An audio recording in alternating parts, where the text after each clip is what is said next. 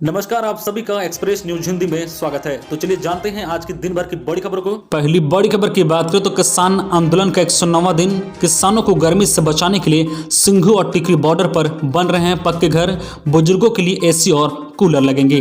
3 नए कृषि कानून को रद्द करने की मांग को लेकर किसान 109 दिनों से दिल्ली के बॉर्डर पर आंदोलन कर रहे हैं। टीन के कच्चे घरों में ठंड का मौसम निकलने के बाद अब उन्होंने प्रदर्शन वाली जगह पर पक्के घर बनाने शुरू कर दिए हैं। टिकरी बॉर्डर पर अब तक ऐसे 25 घर बनाए जा चुके हैं। तेज गर्मी की शुरुआत होने से पहले किसान नेता ऐसे 1000 से 2000 घर बना लेना चाहते हैं। इसमें से ज़्यादातर हरियाणा से सटे सिंघू और टिकरी बॉर्डर पर बनाए जाएंगे।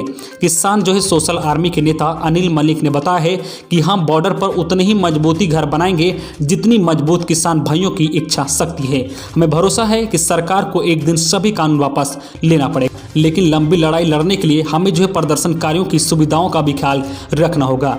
गर्मी बढ़ने पर इन घरों में कूलर का इंतजाम भी करेंगे। वही अगली बड़ी खबर की बात करें तो बंगाल का सियासी घमासान। नंदीग्राम में घायल होने के 3 दिन बाद ममता का व्हील चेयर पर 5 किलोमीटर लंबा रोड शो।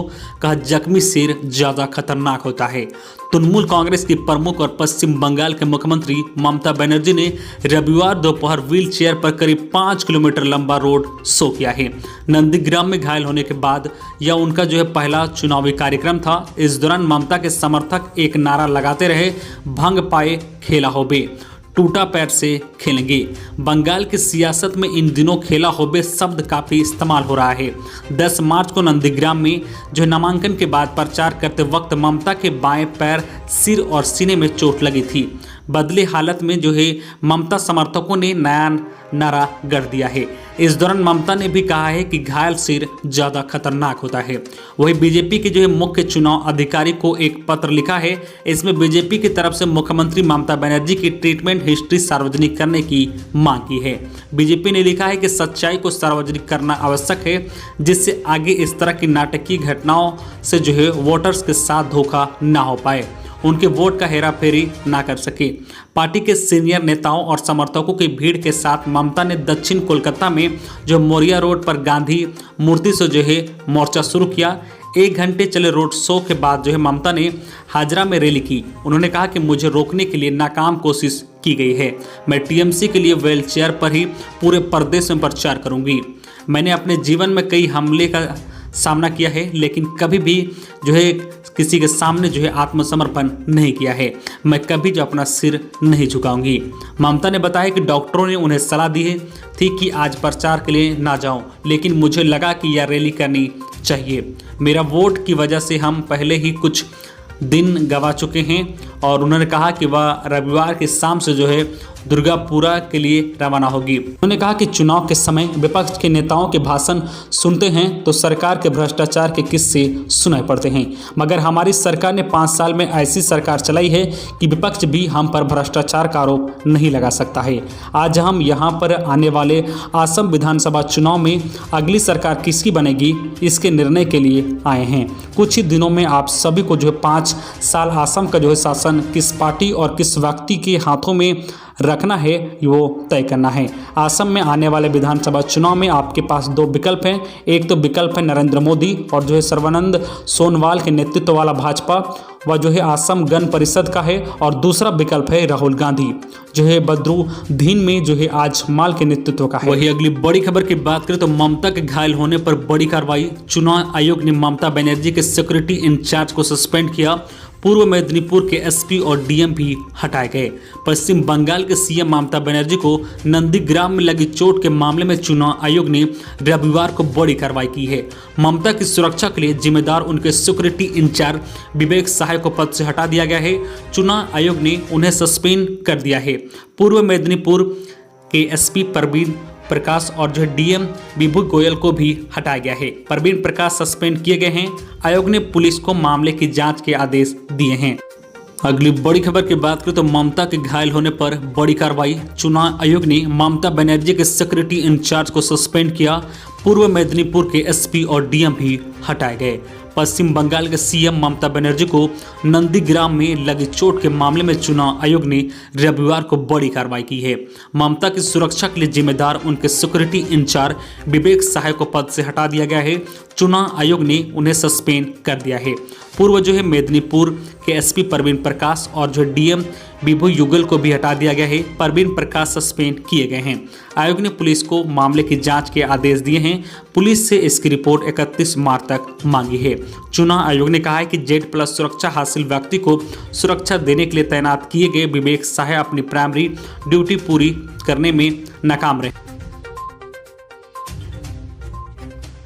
वही अगली बड़ी खबर की बात करें तो बंगाल में ममता की चोट और किसानों की हुंकार का पड़ सकता है असर। ग्रामीण क्षेत्रों में एक्टिव हुई भाजपा। पश्चिम बंगाल के विधानसभा चुनाव पर मुख्यमंत्री ममता बनर्जी की लगी चोट और किसान नेताओं के राज्य में भाजपा के खिलाफ रैलियां करने का असर पड़ सकता है। इससे निपटने के लिए भाजपा का संगठन ग्रामीण क्षेत्रों में ज्यादा सक्रिय हो गया है।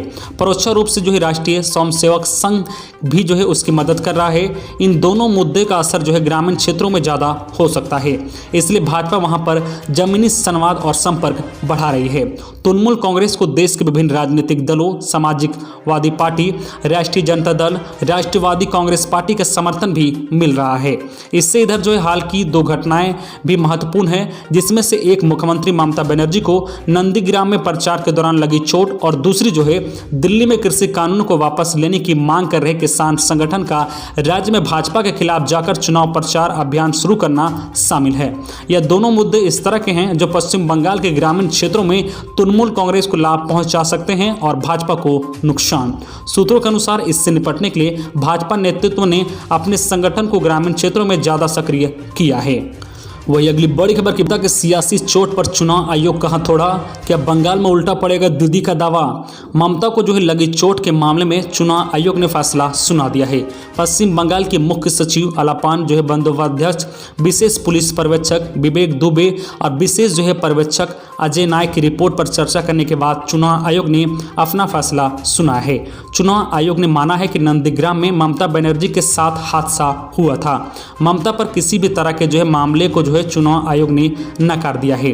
चुनाव आयोग के फैसले से ममता बनर्जी के उन आरोपों को भी झटका लगा है जिसमें उन्होंने कहा था कि उन पर हमला बीजेपी और RASS के लोगों ने करा था, क्योंकि जब बरलिया बाजार में ममता बनर्जी को चोट लगी थी तो सबसे पहले उन्होंने हमले का आरोप विपक्ष पर लगाया था। इसके बाद से TMC कार्यकर्ता ने ममता पर हुए कथित हमले का विरोध में पूरे राज्य में विरोध प्रदर्शन किया था।